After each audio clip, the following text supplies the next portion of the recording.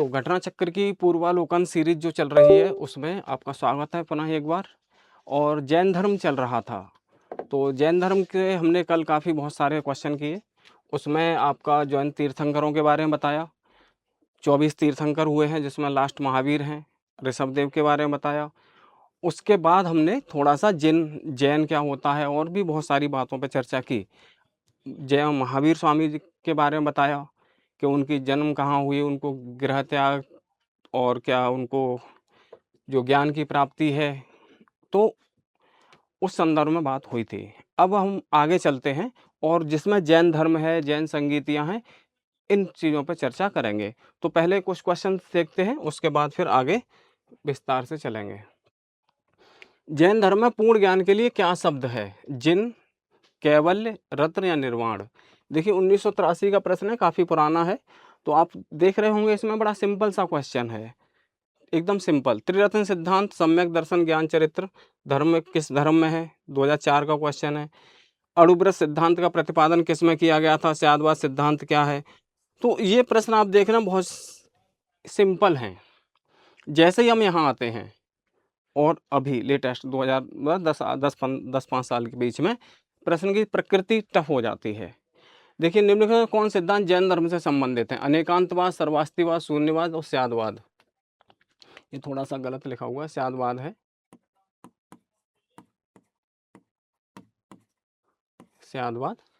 निम्नलिखित कूट का सही उपयोग कर उत्तर दीजिए। जैन दर्शन के अनुसार सृष्टि की रचना एवं पालन पोषण किससे होता है?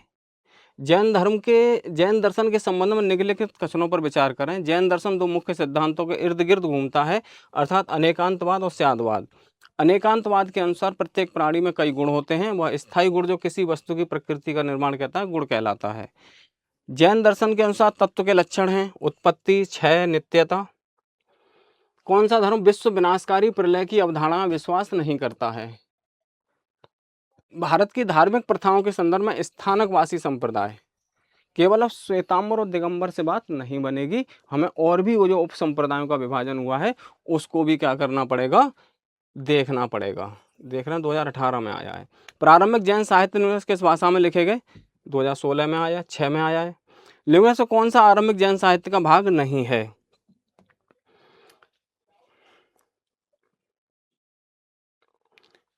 श्वेतांबर जैन धर्म पूर्ण ज्ञान के लिए, शायद दोबारा रिपीट हो गया। जैन संप्रदाय में प्रथम विभाजन के समय श्वेतांबर संप्रदाय के संस्थापक कौन थे? किस जैन सभा में अंतिम रूप से श्वेतांबर आगम का संपादन हुआ? किस स्थान पर प्रथम जैन परिषद का आयोजन हुआ? तो अभी तक श्वेतांबर दिगंबर तक की बात चल रही थी, अब जाके प्रश्न और टफ होते चले जा रहे हैं। और ये देखिए कथन कारण वाला भी प्रश्न इसमें बना है। श्वेतांबर धर्म सूत्र में 12 अंग शामिल हैं। श्वेतांबर पर इन अंगों का संकलन वल्लभी में आयोजित एक धर्मसभा में किया गया था। जैन संगीतियों से प्रश्न है। प्राचीन जैन धर्म के संबंध में क्या है? ये प्रश्न है। स्थलबाहु के नेतृत्व दक्षिण भारत में जैन धर्म का प्रचार हुआ। पाटलिपुत्र में परिषद के पश्चात जैन धर्म के लोग भद्रबाहु के नेतृत्व में रहे, श्वेतांबर कहलाए। इनमें कौन सा एक सही है? केवल एक, ये हमें जानना है और सही पे बहुत महत्वपूर्ण है। लिंग से कौन सा कथन जैन सिद्धांत के अनुरूप है? कर्म को विनष्ट करने का सुनिश्चित मार्ग तपश्चर्या है। प्रत्येक वस्तु में चाहे वह सूक्ष्मतम कण क्यों ना हो आत्मा होती है।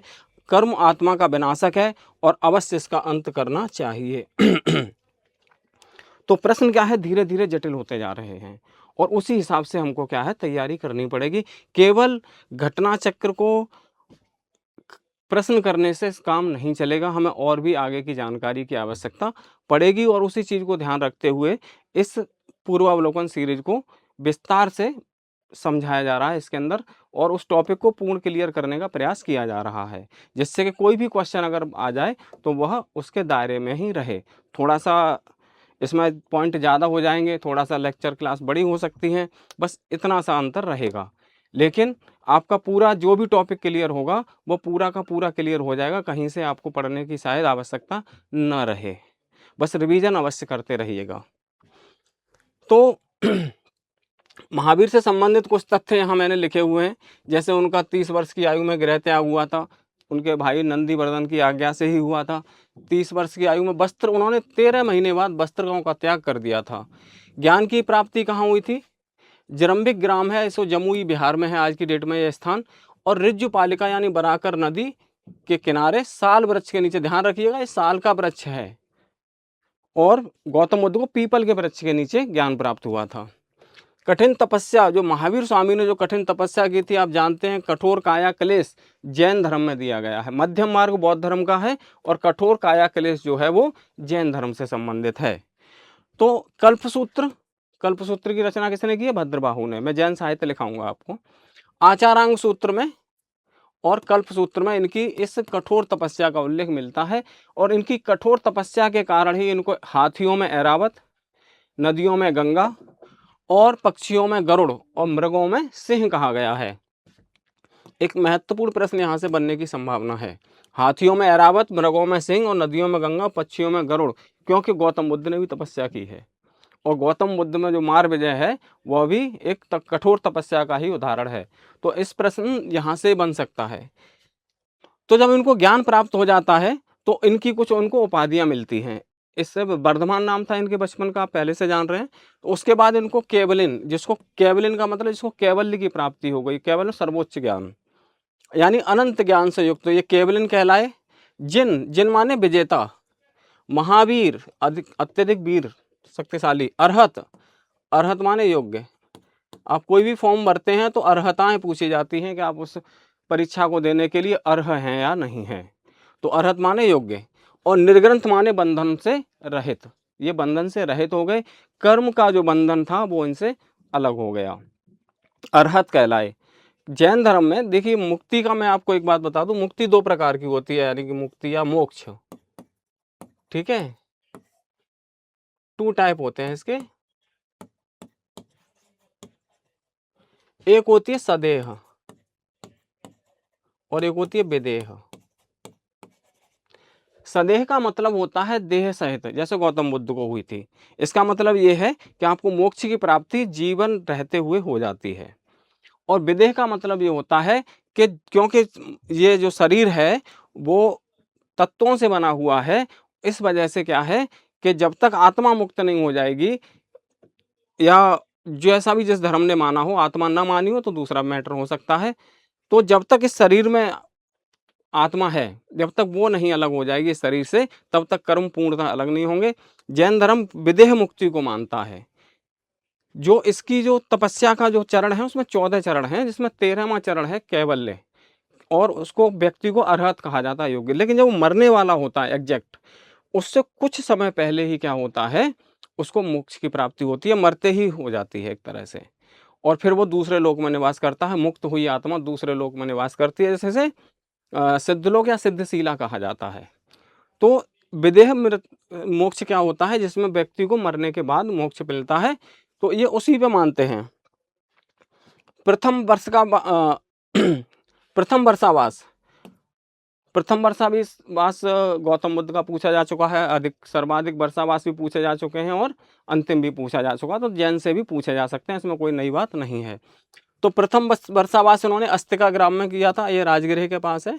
सर्वाधिक वर्षावास इन्होंने राजगृह में किए थे। गौतम बुद्ध ने कहाँ किए थे? दिमाग में पॉइंट दौड़ाते रहिए, जिससे कि आपका रिवीजन हो सके, कंपेयरिंग भी तो करनी है जैन और बौद्ध धर्म की। तो जैन धर्म उनके कहाँ हुए थे? श्रावस्ती में। अंतिम वर्षावास पावापुरी में, नालंदा बिहार। प्रथम उपदेश जैन धर्म में, बौद्ध धर्म में क्या कहा जाता है? धर्म चक्र प्रवर्तन कहाँ हुआ था? बनारस में, मृगदाव में, ठीक है, ऋषिपत्तन में। तो इनका प्रथम जो उपदेश था उसको वीर शासन उदय कहा गया है, वीर शासन उदय, ठीक है। और यह कहाँ हुआ था? विपुलांचल पहाड़िया राजगृह के पास में, वहाँ पे हुआ था। तो यह बहुत महत्वपूर्ण पॉइंट है जो मैंने यहाँ पे दिए हुए हैं आपको। इनके जो प्रथम शिष्य थे वो जामाली थे। जामाली को आप मैंने कल ही बता दिया था कि जामाली क्या थे, इनकी बहन के पुत्र थे, और इनकी पुत्री जो प्रिय दर्शना थी अड़ोज्या, उसके इसकी शादी हुई थी। और पहली जो शिष्या थी वो दधिवाहन जो नरेश शासक थे, जिनसे चेटक की पुत्री की शादी हुई थी, उनकी बेटी थी चंदना। तो चंदना ही जो है वो भिक्षुणी संघ की, मैंने कल भी बताया था, भिक्षुणी संघ की अध्यक्ष बनी थी, और वो प्रथम शिष्या भी थी। गौतम बुद्ध का जो महावीर का धर्म है उसमें महावीर के जीवित रहते ही 2 बार विभाजन हो चुका था। पहला विभाजन तो 12वें वर्ष में हुआ और जामाली अलग हो गए। जामाली के अलग होने का कारण था क्रियामाण सिद्धांत। ये सिद्धांत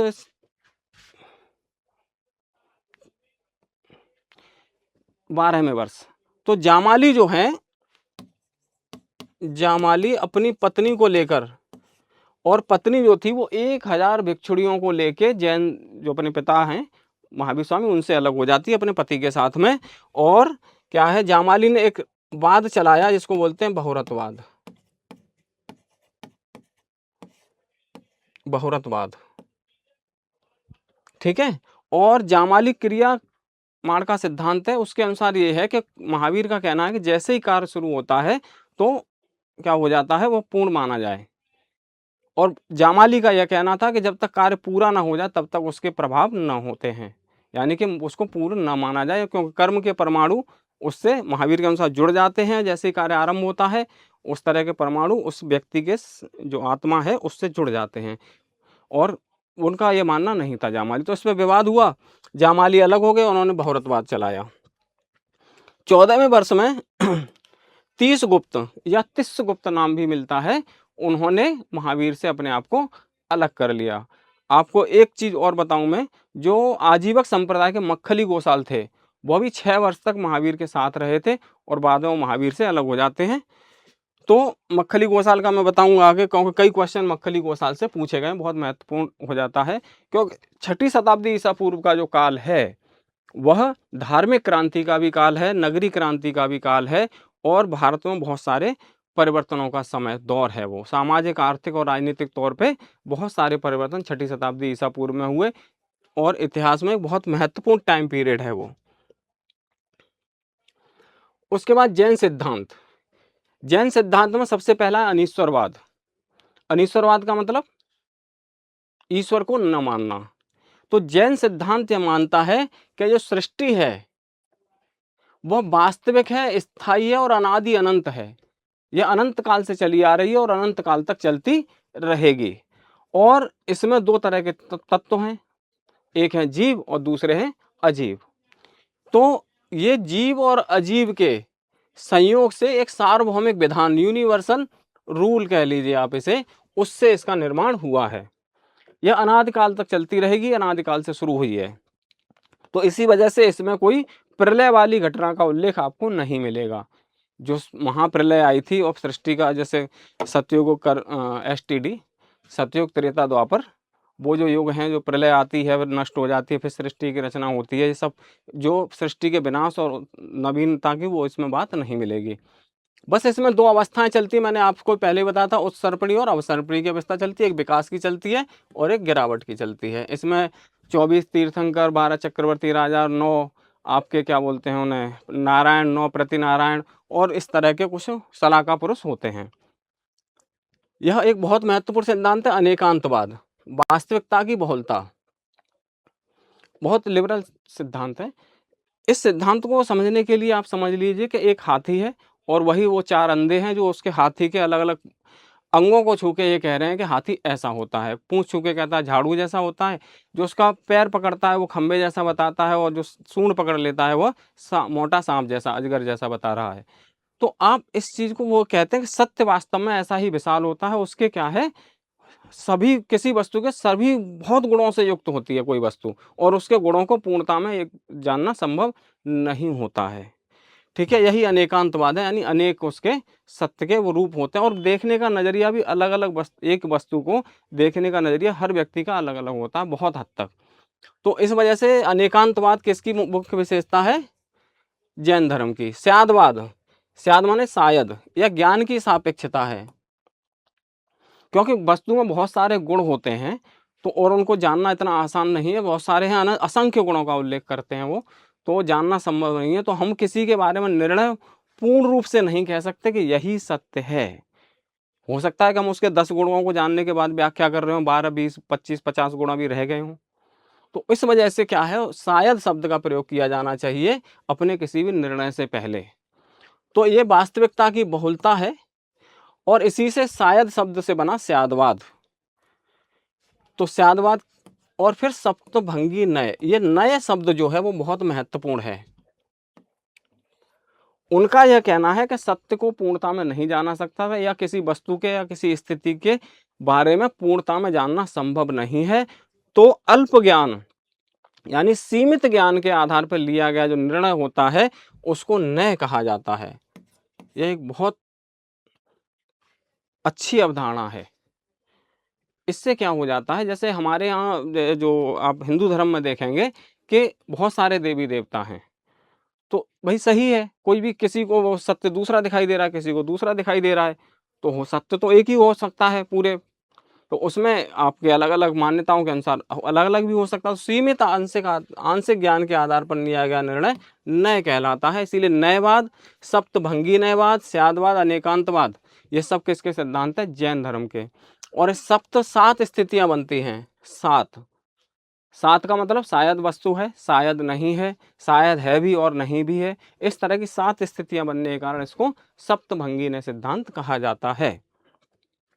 जैन धर्म में देवताओं की मान्यता है, बिल्कुल सही बात है। जैसे मैंने बताया था कि जब वो गर्भ में आए थे तो इंद्र ने उनको, ऋषभदत्त और देवानंदा के जब गर्भ उसमें आए थे देवानंद में, तो उन्होंने ट्रांसफर किसने किया था? इंद्र ने।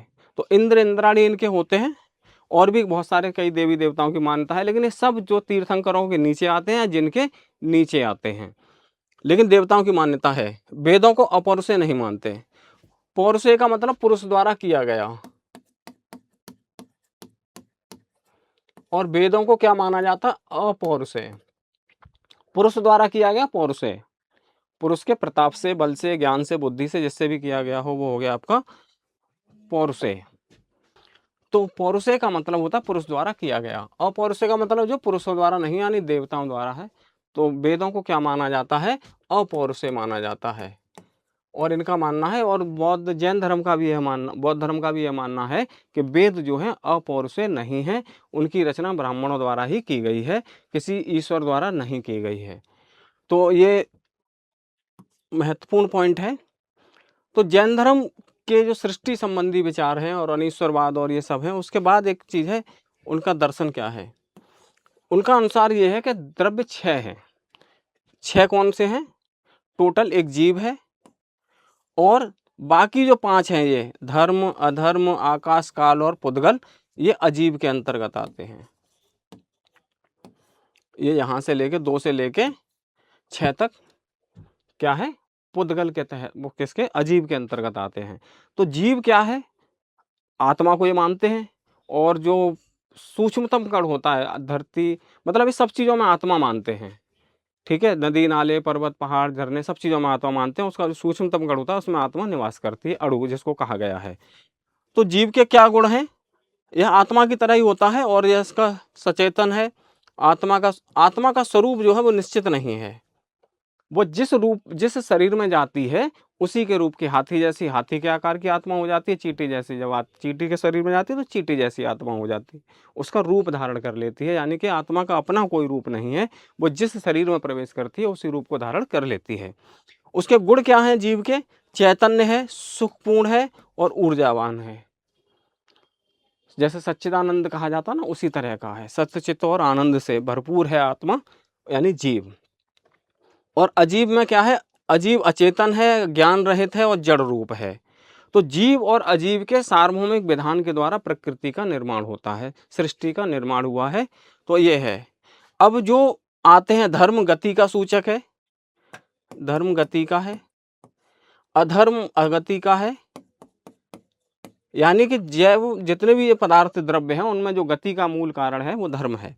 अधर्म क्या है? उस गति में जब विश्राम की थोड़ा सा स्थिति रुकने की होती है, वो क्या है? अधर्म की अवस्था है। आकाश, आकाश जो है इन सभी 6 तत्वों को, जिसमें से 5 को क्या करता है? स्थान प्रदान करता है। और जो काल है यानी समय, समय क्या है? परिणाम का कारण है।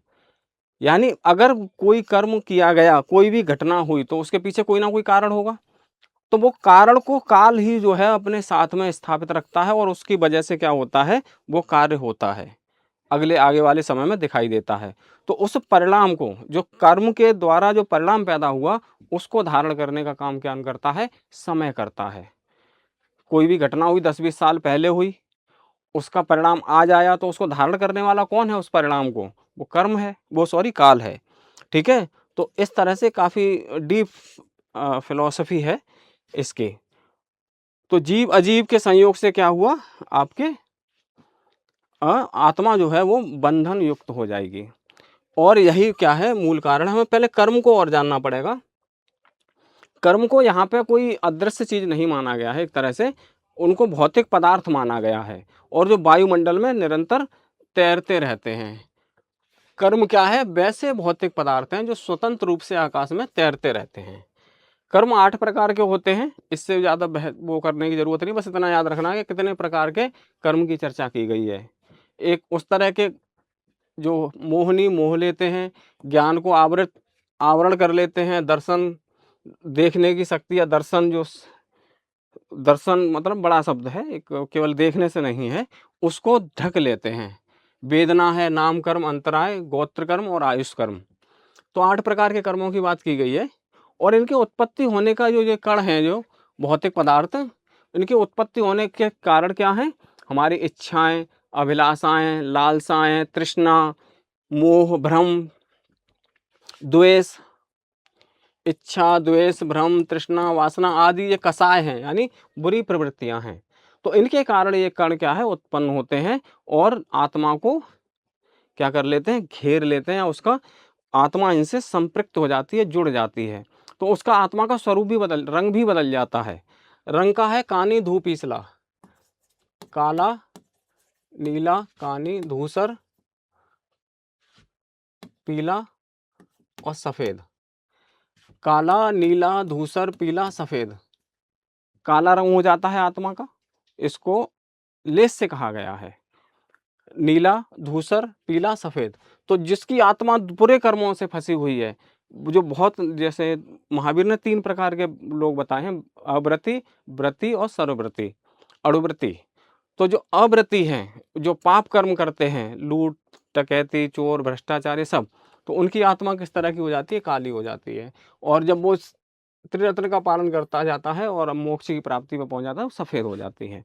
तो कानी धूप इसला लेस्य कहा गया इन्हें। मोक्ष के लिए क्या जरूरत है? जो कर्म के जो परमाणु जुड़ गए हैं उनका क्या है? जीव से, यानी कि इसको मुक्त हो जाना। पुद्गल क्या है? भौतिक पदार्थ हैं जो वियोजनी और जिनका संयोजन और वियोजन हो सकता है। ठीक। तो इसकी क्रिया क्या है? जब हम त्रिरत्न का पालन करेंगे, सम्यक ज्ञान, दर्शन और चरित्र का पालन करेंगे, तो क्या होगा? यह अवस्था आएगी आश्रव, कर्मों का मनुष्य के प्रति आना। जैसे हमने कोई गलत धारणा की, मोह, माया, लोभ की वजह से कोई कार्य किया, तो उस तरह के परमाणु हमसे हमारी तरफ आकर्षित होने लगेंगे। इसी को आश्रव कहा गया है। अच्छे कार्य किए तो अच्छे परमाणु हमारी तरफ, कर्म के परमाणु आकर्षित होने लगेंगे। अब अच्छे हों चाहे बुरे हों, कर्म का प्रभाव चाहे अच्छा हो चाहे बुरा हो, पुनर्जन्म का कारण तो बनेगा। तो इस कर्म के ही प्रभाव को रोकना है, चाहे अच्छा हो चाहे बुरा हो। फिर आश्रम की वजह से क्या हो जाता है? कर्म के परिणाम मनुष्य से जुड़ जाते हैं और बंधनग्रस्त हो जाती है आत्मा। फिर जब वो त्रिरत्नों का पालन करने लगता है तो संबर माने क्या हो जाती है? वह प्रवाह जो है वो रुक जाता है। अब प्रवाह तो रुक गया, लेकिन पहले से मनुष्य के त्रिरत्नों के पालन से पहले उसके अंदर बहुत सारे कर्म एंट्री ले चुके हैं। तो जब वो त्रिरत्नों का पालन करता रहता है और जैन मतों के जो भी जैन सिद्धांत हैं उनका पालन करता रहता है, जो अणु व्रत हैं, पंच महाव्रत हैं, इन सब का पालन करते रहता है, तो उसके अंदर के परमाणु समाप्त होने लगते हैं। और जब ये पूर्णतः समाप्त हो जाते हैं तो उसे मोक्ष की प्राप्ति हो जाती है और आत्मा यानी जीव जो है वो अपने सच्चिदानंद स्वरूप को पहचान लेता है, ज्ञान वाले रूप को। ज्यों ही कर्म का अंतिम कण जीव से पृथक होता है, अज्ञान का लोप हो जाता है। अज्ञान ही मूल कारण है बंधन का। हमेशा ध्यान रखिए, चाहे बौद्ध हो, चाहे जैन हो, चाहे हिंदू धर्म हो, लोप हो जाता है। जीव अपनी सर्वज्ञ और आदर्श स्थिति को प्राप्त कर लेता है। यही कैवल्य है, यही सर्वोच्च ज्ञान है, जिसे शंकराचार्य एक तरह से कहते हैं अहम ब्रह्मास्मि। जब आत्मा अपने स्वरूप को जान लेती है कि मैं भी ब्रह्म का ही एक अंश हूँ, तो उसी तरह की स्थिति यहाँ भी है। तो जीव जो है वो अपने वास्तविक स्वरूप को जान लेता है। अज्ञान से ज्ञान की ओर के इसमें पूरे क्या है? 14 सोपान हैं, 14 सीढ़ियां हैं। इसमें 13वां कैवल्य है और इस समय व्यक्ति अरहत कहलाता है। 14वां सोपान क्या है? मृत्यु से जस्ट पहले आता है, और जब अंतिम कण शरीर से आत्मा निकलती है उसी समय वह क्या हो जाता है, आत्मा मुक्त हो जाती है। और निवास स्थान इस मुक्त आत्मा का कहाँ है, सिद्ध लोग बोलते हैं, और सिद्ध सिद्धशीला कहते हैं, जहाँ मुक्त आत्माएं निवास करती हैं। यहाँ पर उन्हें अनंत अनंत चतुष्टय की प्राप्ति होती है, 4 अनंत वस्तुओं की प्राप्ति होती है, 4 वस्तुएं जो अनंत मात्रा में प्राप्त होती हैं। अनंत चतुष्टय कहा गया है, अनंत ज्ञान, अनंत सुख, अनंत दर्शन और अनंत ऊर्जा यानी वीर्य। अनंत ऊर्जा की प्राप्ति होती है। त्रिरत्न कौन कौन से हैं? सम्यक ज्ञान, चर्चन, दर्शन और चरित्र में आपको बता चुका हूं। सम्यक ज्ञान यानी सत्य रूप का सही ज्ञान। सम्यक दर्शन श्रद्धा, संदेह रहित स्वतः में विश्वास नहीं है, सत्य में विश्वास है।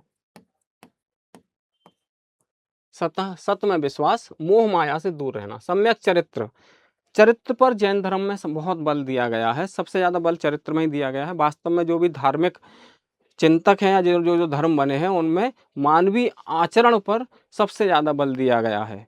आप गौर करें, इसमें कहीं भी पूजा पाठ का जिक्र नहीं होगा। जैसे गौतम बुद्ध के जो 8 अष्टांगिक मार्ग है उसमें भी कहीं ये नहीं होगा कि ईश्वर की पूजा करो, कि भक्ति करो, ईश्वर का वो नहीं। उसमें सब क्या है, वो मानवीय आचरण को नियंत्रित करने का, उसे सही दिशा में मोड़ने का प्रयास है।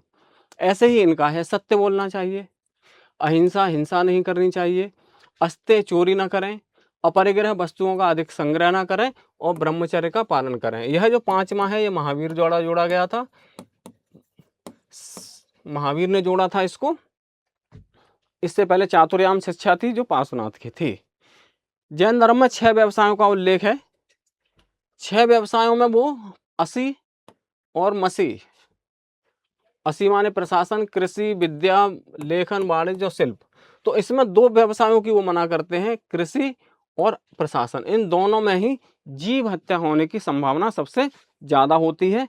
इसी वजह से क्या हुआ कि जैन धर्म को जिन्होंने स्वीकार किया वो राजा महाराजा भी कम थे, और आम जो व्यक्ति, उस समय कृषि सबसे महत्वपूर्ण पेशा थी, तो वो भी लोग कम थे। इसी वजह से जैन धर्म का विस्तार उतना ज्यादा नहीं हुआ जितना बौद्ध धर्म का हुआ, क्योंकि बौद्ध धर्म तो मध्यम मार्ग है, मध्यम मार्ग अपनाया गया है। उसमें ना ज्यादा कठोर काया क्लेश और ना ही बिल्कुल एकदम क्या है, मोह माया से युक्त रहना। तो मसीह, लेखन, वाणिज्य, इनमें 2 का मना किया गया है कि इनको जहां तक हो न किया जाए, कृषि और असी को यानी प्रशासन को। अन्य तथ्य हैं, सलाका पुरुष जैसे मैंने बताए थे कि महापुरुष होते हैं ये हर चरण में। 63 इनकी संख्या है सलाका पुरुषों की। इसमें सलाका पुरुषों में कृष्ण को भी स्थान दिया गया, अरिष्टनेमी के भाई बताए गए हैं ये। 24 तीर्थंकर पैदा होते हैं, इसमें 12 चक्रवर्ती सम्राट पैदा होते हैं, 9 बलभद्र, 9 नारायण और 9 प्रतिनारायण। जैन धर्म में 4 उपहारों की या दान देने वाले चीजों का बड़ा महत्व है। 4 वरदान इसे कहा जाता है, शिक्षा, अन्न, चिकित्सा और आवास। तो यह जो सेवा वाला जो भाव है वो जैन धर्म में बहुत पहले से ही था। 18 प्रकार के पाप बताए गए हैं जैन धर्म में। इनकी एक बहुत महत्वपूर्ण विधि है, जो जब जैन सन्यासी वृद्ध हो जाता है और वह बीमारियों से ग्रसित हो जाता है, या उसे ऐसी बीमारी हो जाती है जिसका इलाज, क्योंकि जनरली क्या है, ये दवाइयाँ वगैरह जो नहीं लेते हैं, वो जड़ी बूटियों से ही काम चलाते हैं। लेकिन जब बीमारी असाध्य हो जाती है, आयु बहुत ज़्यादा होती है, तो ये धीरे सब कुछ त्याग देते हैं, भोजन पानी सब त्याग देते हैं और मृत्यु का वर्ण कर लेते हैं। इसी को क्या कहा गया, संलेखना या संथारा कहा गया है। संथारा, इसको कई नामों से जाना जाता है, संथारा, संलेखना, निष्प्रतिकार मरण। प्रतिकार मतलब विरोध करना, निष्प्रतिकार विरोध, बिना विरोध के मरण, निष्प्रतिकार मरण। बैकुंठ भी कहा जाता है इसको, और अंधवर्धकी भी कहा जाता है। तो यह प्रश्न एक बार पूछा गया था कि संथारा या संलेखना जो है, इसी में विवाद हुआ था। कुछ लोगों ने कहा यह आत्महत्या है, लेकिन जैन धर्म का ये अपर अंग है। महावीर के अनुसार 3 प्रकार के मनुष्य हैं, अव्रति, अणुव्रति और सर्वव्रति। अच्छा, जैन धर्म परंपरा ये मानती है कि उस समय जैन संघ में जब महावीर थे तो स्त्रियों की संख्या बहुत ज़्यादा थी, पुरुषों की संख्या कम थी। तो आप ये मान के चलिए कि उसमें 14,000 भिक्षु और 36,000 भिक्षुणियों की संख्या का उल्लेख किया गया है। क्योंकि बौद्ध धर्म में आप देखते हैं कि जो वो है, स्त्री संघ में प्रवेश बहुत बाद में दिया गया था। और वो भी विशेष अनुरोध पर ही दिया गया था। तो ये मैंने बहुत कुछ आपको बता दिया है, प्रश्न भी करेंगे, लेकिन थोड़ा-सा और जैन संघ की बात कर लेते हैं। जैन संघ में मैंने जैसे बताया कि आपको पावा में महावीर ने जैन संघ की स्थापना की। उसमें 11 लोग थे जो गणधर कहलाए। ये 11 के 11 जो लोग हैं वो मगध क्षेत्र के ब्राह्मण थे, यानी कि जैन धर्म के प्रसार में ब्राह्मणों का बहुत महत्वपूर्ण योगदान रहा है। तो ये जो 11 गणधर थे उनमें 10 की मृत्यु महावीर के समय ही हो जाती है, बल्कि 11 जो 10वें जो गणधर थे उनकी तो मृत्यु उसी दिन महावीर की मृत्यु हुई थी। तो केवल एक गणधर बचे थे, उनका नाम था सुधर्मन। तो महावीर स्वामी की मृत्यु के बाद जो सुधर्मन है वह क्या करते हैं, जैन संघ का नेतृत्व करते हैं। सुधर्मन के बाद जो है क्या है, जम्मू स्वामी। तो जम्मू स्वामी नेतृत्व करते हैं, या अंतिम है एक तरह से। इसके बाद जैन परंपरा में माना जाता है कि कैवल्य का मार्ग रुक जाता है, अंतिम यानी कैवल्यन अंतिम यही है, जम्मू स्वामी जी। फिर संघ में भेद हुआ था जो मैंने बताया था। एक 12वें वर्ष में जामाली अलग हो गया, क्रिया माणकृ सिद्धांत की वजह से बता चुका हूं मैं। जामाली ने बहुत्ववाद चलाया था, ये भी बता दिया। चौतीसगुप्त या तीसगुप्त अलग हो गया। इसके बाद क्या हुआ, जैन धर्म में सबसे बड़ा विभाजन हुआ श्वेतांबर और दिगंबर के रूप में। यह पहली ही संगीति में हो जाता है। हुआ यह था कि नंद वंश के समय दो व्यक्ति ऐसे थे, संभूति विजय और भद्रबाहु। तो महावीर स्वामी ने जो शिक्षाएं दी थी वो 14 पूर्व कहलाती थी। ठीक है, पूर्व। महावीर द्वारा 14 पूर्वों में अपनी शिक्षाओं को एक तरह से ग्रंथों के रूप में इनको बताया गया था। ये अंतिम व्यक्ति थे दो जो उनको पूर्ण रूप से जानते थे, संभूति विजय और भद्रबाहु। संभूति विजय और भद्रबाहु में क्या हुआ, यह समानांतर जैन संघ के अध्यक्ष बन गए। दोनों दो अध्यक्ष हो गए एक समय में। इसके बाद संभूति विजय कुछ समय बाद, कुछ समय पश्चात क्या हो जाती है, उनकी मृत्यु हो जाती है और भद्रबाहु जैन संघ के नेता बन जाते हैं। लेकिन फिर चंद्रगुप्त मौर्य के समय वो जो 12 वर्ष का अकाल पड़ता है उसकी भविष्यवाणी पहले ही भद्रबाहु कर चुके थे। तो 12 वर्ष का अकाल जब पड़ता है तो भद्रबाहु क्या करते हैं, स्थूल भद्र के नेतृत्व में मगध में जो अनुयायी थे उनको छोड़ के उनको वहां पे अपना कार्यभार दे जाते हैं और स्वयं दक्षिण में चले जाते हैं चंद्रगुप्त मौर्य के साथ में। बहुत सारे अनुयायियों को अपने साथ ले जाते हैं, वो लगभग 12,000 भिक्षुओं को ले जाते हैं। और कर्नाटक में एक जगह है श्रवण बेलगोला, जहाँ गोमतेश्वर की प्रतिमा लगी हुई है, वो वाला स्थान। ठीक है, वहाँ चंद्रगिरी पहाड़ी भी है उन्हीं चंद्रगुप्त के। चंद्रगुप्त मौर्य भी जो है वो जैन धर्म स्वीकार कर लेता है। लगभग फिर 12 वर्ष का अकाल पड़ता है। संघ संचालन का दायित्व तो किस पे आ गया है, स्थूलभद्र पे। जो ये यहीं रह जाते हैं अकाल वाले क्षेत्र में, तो जन सेवा में लगे हुए हैं, अब नग्न रहते हैं। तो उस स्थिति में क्या हुआ कि जो आपके स्थूल भद्र, कभी स्थलबाहु भी नाम मिलता है, स्थूल भद्र भी नाम मिलता है, वो क्या करते हैं, अपने अनुयायियों को पहले गुप्तांग ढकने की अनुमति दे देते हैं और उसके बाद श्वेत वस्त्र धारण करने की अनुमति दे देते हैं। लेकिन जब अकाल खत्म होने के बाद जब दक्षिण के साधु आते हैं तो उनमें विवाद हो जाता है। विवाद होने के बाद क्या है, संगीति बुलाई जाती है। संगीति में जो आते हैं विवाद को निपटान करने का प्रयास किया जाता है, लेकिन हो नहीं पाता है। तो जो दिगंबर हैं, जो वस्त्र धारण नहीं करते हैं, वो छोड़ के चले जाते हैं। और फिर जो स्थलबाहु या स्थूलभद्र के नेतृत्व में जो श्वेतांबर हैं, वह जैन साहित्य की रचना करते हैं। लेकिन पूर्व जो 14 पूर्व है उनका ज्ञान किसी को नहीं था, तो उन्होंने पहली संगीति में 12 अंगों की रचना की पहली संगीति में। चलिए देखते हैं। तो ये संचालन स्थूलभद्र द्वारा, स्थूलभद्र उज्जैन में सभा की है और उसको क्या हुआ, विभाजन हो गया लगभग 320 के आसपास। तो श्वेतांबर और दिगंबर में विभाजन हो जाता है। फिर श्वेतांबर मत में भी क्या हो जाता है, उप संप्रदाय बनेंगे। दिगंबर मत में भी उप संप्रदाय बनेंगे। और यहाँ से भी प्रश्न पूछा गया, स्थानकवासी, तोरणपंथी, तोतापंथी, ठीक इस तरह से। तो श्वेतांबर और दिगंबर में हम अंतर की बात कर लेते हैं। तो श्वेतांबर श्वेत वस्त्र धारण करते हैं, दिगंबर दिक माने दिशाएं, उन अंबर माने वस्त्र, तो जो दिशाओं को ही अपने वस्त्र मानते हैं। तो एक है श्वेतांबरों की मूर्तियों में तीर्थंकर श्वेत वस्त्र धारण किए हुए हैं, आभूषण धारण करते हैं और उनकी आंखें शीशे या हीरे की होती हैं। ठीक है, जबकि दिगंबर मत के तीर्थंकरों की मूर्तियां वस्त्र विहीन होती हैं और उनकी पलकें झुकी रहती हैं। श्वेतांबर परंपरा के विचारों महावीर सर्वप्रथम किसके ब्राह्मणी देवनंदा के गर्भ में आए थे, फिर इंद्र ने उनको ट्रांसफर किया था त्रिशला के गर्भ में, ठीक है।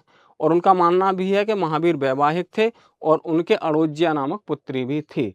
लेकिन दिगंबर परंपरा क्या मानती है, महावीर ने कभी वैवाहिक जीवन नहीं जिया, महावीर अविवाहित थे।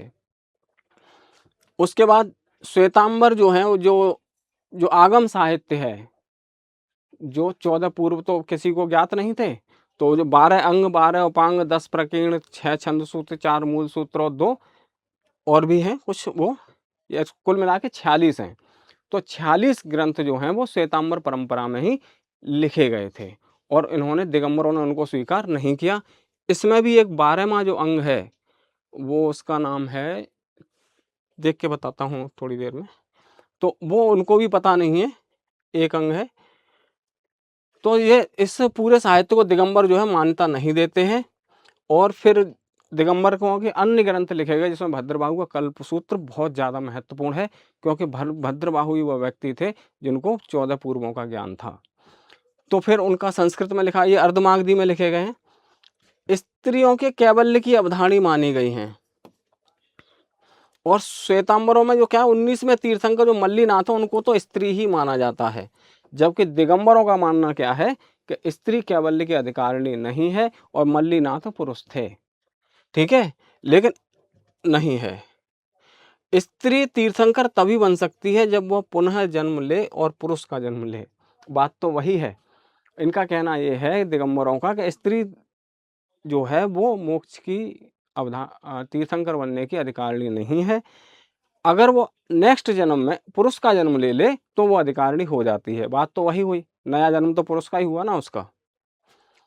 श्वेतांबर ज्ञान मत ज्ञान प्राप्ति और भोजन ग्रहण करने का, पैगंबरों के आदर्श साधु भोजन ग्रहण नहीं करता ज्ञान मिलने के बाद। दिगंबर भिक्षुओं को क्षुल्लक, एल्लक और निर्ग्रंथ कहा जाता है।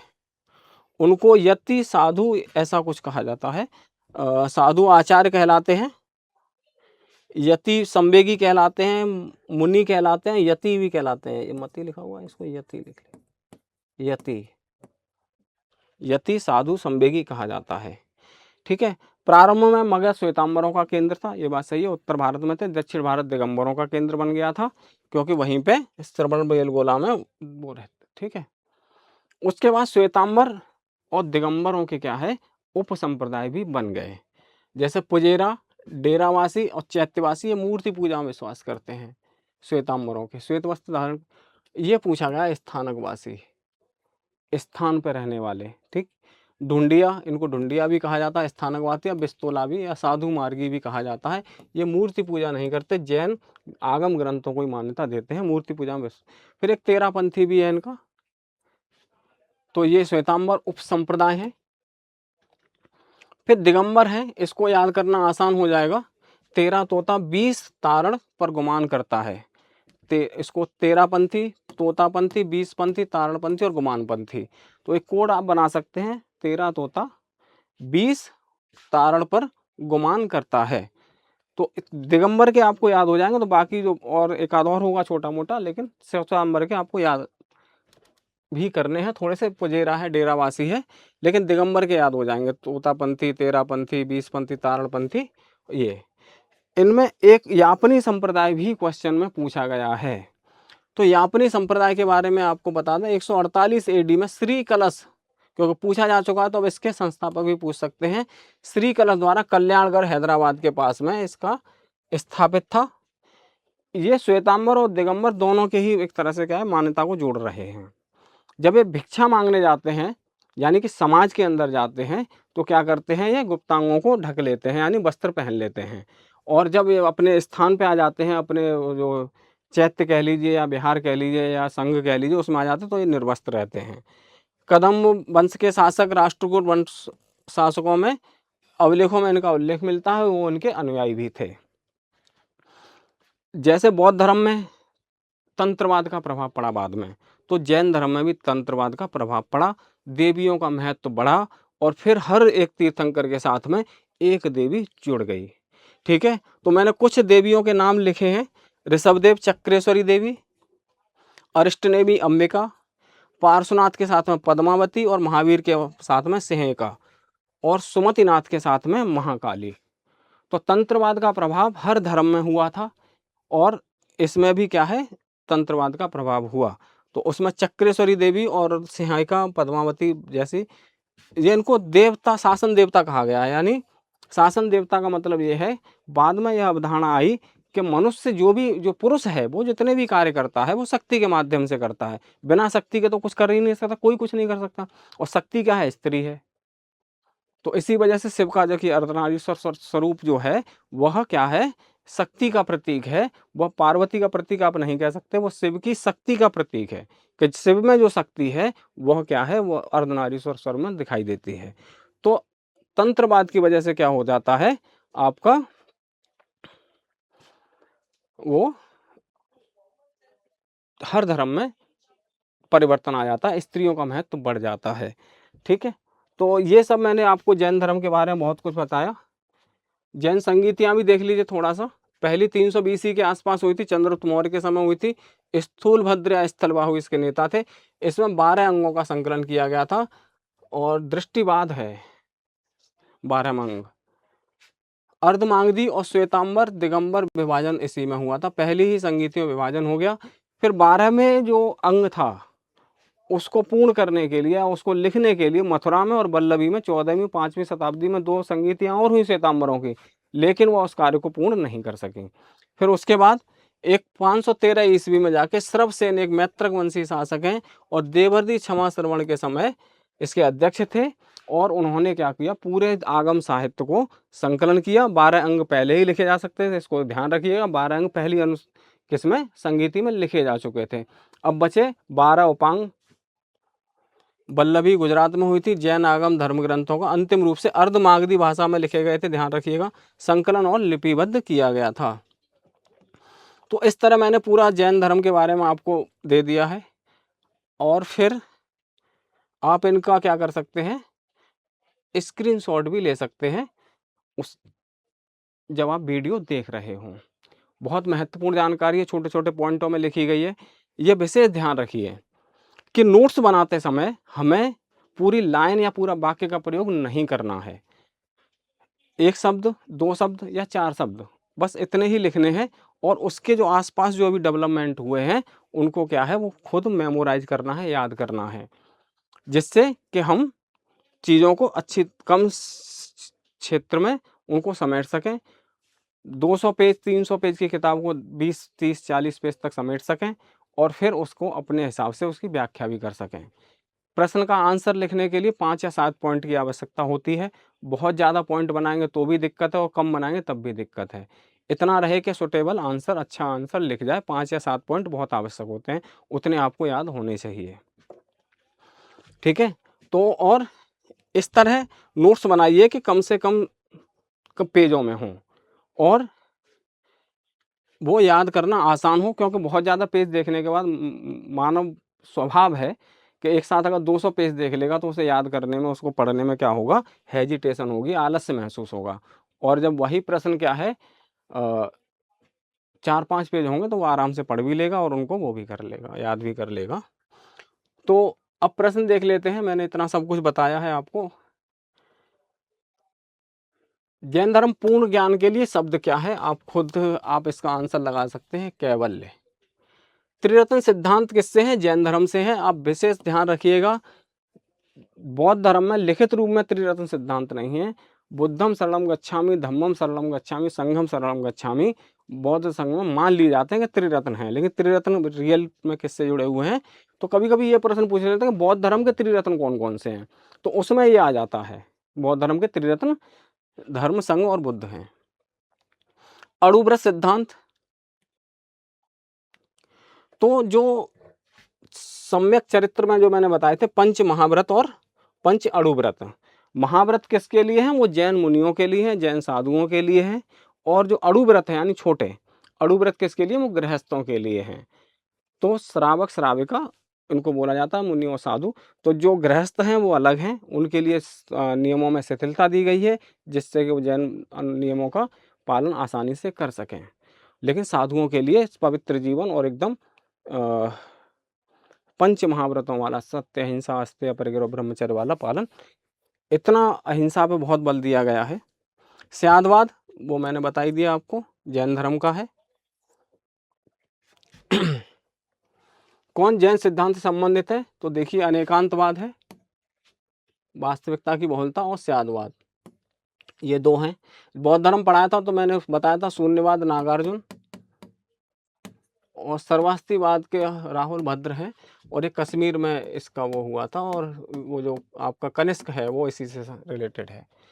तो इसमें आंसर हो जाएगा 2 और 1 और 4, 1 और 4 ये रहा। जैन धर्म के साथ सृष्टि की रचना किससे हुई है? एक सार्वभौमिक विधान से हुई है। सार्वभौमिक आत्मा नहीं है, सार्वभौमिक आस्था नहीं है, सार्वभौमिक सत्य नहीं है, बल्कि सार्वभौमिक विधान है, रूल है, नियम है। जैन दर्शन के संबंध में बात करते हैं। जैन दर्शन 2 मुख्य सिद्धांतों के इर्द गिर्द घूमता है, अर्थात अनेकांतवाद और स्यादवाद। सही बात है। अनेकांतवाद के अनुसार प्रत्येक प्राणी में अनेक गुण होते हैं। वह स्थायी गुण जो किसी वस्तु को, प्रकृति का निर्माण करता है, उसका वास्तविक गुण कहलाता है। यानी कि जैसे मनुष्य है तो मनुष्य में भी हाथ होते हैं, पैर होते हैं, आंखें होती हैं, मुंह होता है, लेकिन जानवरों में तो होते हैं, आंखें होती हैं, हाथ होते हैं, पैर होते हैं। तो मनुष्य का जो विशेष गुण है वो उसको मनुष्य बनाता है। ठीक है। और तो गुण असंख्य, बहुत सारे गुण हैं, तो सब में है। तो वो जो वास्तव में जो स्थायी गुण है जो किसी वस्तु को, तो ये दोनों ही कथन सत्य हैं, इसमें कोई दिक्कत नहीं है। जैन दर्शन का तत्व के लक्षण हैं। तत्व इन्होंने सृष्टि को काम क्या माना है? अनंत है, नियत है, सत्य है, और अनादिकाल से चल रही है, अनंत काल तक चलती रहेगी। उत्पत्ति और विनाश केवल उसी के ही परिवर्तनशील चीजें हैं। जैसे द्रव्य का विनाश नहीं होता है, उसी तरह का है। ऊर्जा संरक्षण का नियम जिस तरह से काम करता है, तो परिवर्तन होता है, उत्पत्ति होती है, नित्यता है, और क्षय, ये सभी क्या है? ये जैन तत्व के लक्षण ही हैं।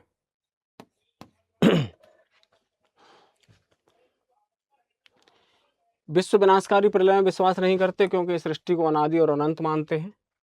भारत की धार्मिक प्रथा में स्थानकवासी जैन मत के हैं। किसके हैं? श्वेतांबर संप्रदाय के हैं। जैन साहित्य निम्न किस भाषा में लिखे गए? अर्धमागधी में लिखे गए हैं। लेकिन उसका कौन सा आरंभिक जैन साहित्य का भाग नहीं है? थेरी गाथा आप जानते हैं, बौद्ध धर्म से रिलेटेड। जब मैंने बौद्ध साहित्य पढ़ाया था तब थेरी गाथा आई थी। उसमें थेरी गाथा क्या है? जैन जो बौद्ध भिक्षुणियाँ हैं उनकी भावनाएं, थेरी गाथा कविता के, उन कविताओं का ये संग्रह है, उसमें उन्होंने संग्रह है। जैन धर्म में पूर्ण ज्ञान के लिए, वो तो मैंने दोबारा प्रश्न आ गया था, वो गलती से कैवल्य है। जैन संप्रदाय में प्रथम विभाजन के समय श्वेतांबर संप्रदाय के संस्थापक कौन थे? तो वो कौन थे? स्थूलभद्र। कभी स्थलबाहु मिलेगा कि स्थूलभद्र मिलेगा? ठीक। श्वेतांबर संप्रदाय के संस्थापक स्थूलभद्र। किस जैन सभा में अंतिम रूप से श्वेतांबर आगम का संपादन हुआ था? अंतिम रूप से श्वेतांबर आगम ग्रंथ किस में हुए थे? वल्लभी में, 513 ईस्वी में, जो द्वितीय थी। अंतिम रूप से लिखा ना शब्द, इस वजह से ध्यान रखना पड़ेगा। किस स्थान पर प्रथम जैन परिषद का आयोजन हुआ था? प्रथम जैन परिषद का आयोजन कहाँ हुआ था? पाटलिपुत्र में ही हुआ था। ठीक। जैन साहित्य संबंधित प्रमुख श्वेतांबर धर्मसूत्र में 12 अंग शामिल हैं। सही बात है। श्वेतांबर परंपरा के अनुसार इन अंगों का संकलन वल्लभी में आयोजित एक धर्म सभा में किया गया था। ये वल्लभी वाली नहीं है, वल्लभी में तो अन्य का किया गया है, ये पाटलिपुत्र वाली है। तो इसका पहला कथन सही है, दूसरा गलत है, ये वाला होगा आंसर। प्राचीन जैन धर्म के संबंध में निम्न कथनों में कौन सा एक सही है? स्थलबाहु के नेतृत्व में दक्षिण भारत में जैन धर्म का प्रचार हुआ। गलत है, ये स्थलबाहु नहीं थे, बल्कि भद्रबाहु थे, स्थूलबाहु नहीं थे। पाटलिपुत्र में हुई परिषद के पश्चात जैन धर्म के लोग भद्रबाहु के नेतृत्व में रहे, वे श्वेतांबर कहलाए। ये भद्रबाहु के नेतृत्व वाले दिगंबर हैं, ये भी गलत है। यानी कि ये तो गलत हो ही गया आपका, ये भी गलत हो गया। प्रथम शतक ईसा पूर्व जैन धर्म को कलिंग के राजा खालवेर का समर्थन मिला। सही बात है। जैन बौद्धों के विपरीत जैन धर्म की प्रारंभिक अवस्था जैन धर्म के लोग चित्रों का पूजन करते थे। चित्रों का पूजन नहीं, ऐसी भी बात नहीं है। प्रथम शतक में ईसा पूर्व जैन धर्म को कलिंग के राजा खारवेल का समर्थन मिला था, ये बात सही है। एक और संगीति का उल्लेख मिलता है जो कलिंग के राजा खारवेल द्वारा, हालांकि हाथी गुम्फा अभिलेख में इसका उल्लेख नहीं है, लेकिन जैन ग्रंथों में है कि कोई विजय चंद या विजय भद्र थे, उनके नेतृत्व में कलिंग में एक जैन संगीति का आयोजन हुआ था और कलिंग ने, जो खारवेल है, उसने जैनों को गुफाएं भी दान दी थी और जैन धर्म का संरक्षण किया था।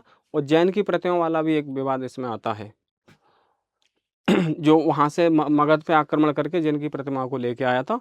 तो जब खारवेल बताएंगे तब बताएंगे इस बात को, और दोबारा रिवीजन हो जाएगा।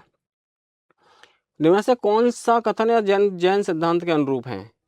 कर्म को विनष्ट करने का सुनिश्चित मार्ग तपस्या है। सही बात है, तप पे ज्यादा ध्यान देते हैं। प्रत्येक वस्तु में, चाहे वो सूक्ष्म हो, सूक्ष्म तब कण हो, आत्मा होती है। बिल्कुल सही बात। कर्म आत्मा का विनाशक है और अवश्य इसका अंत करना चाहिए। बिल्कुल सही बात है।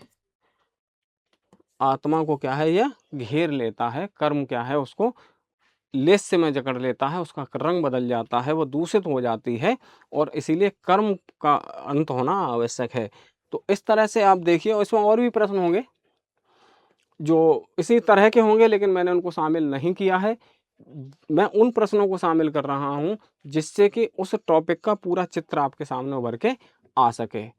तो आज के लिए बस इतना ही। अब जैन धर्म में आपका संगीत के सिद्धांत हैं, थोड़े से सिद्धांत हो चुके हैं।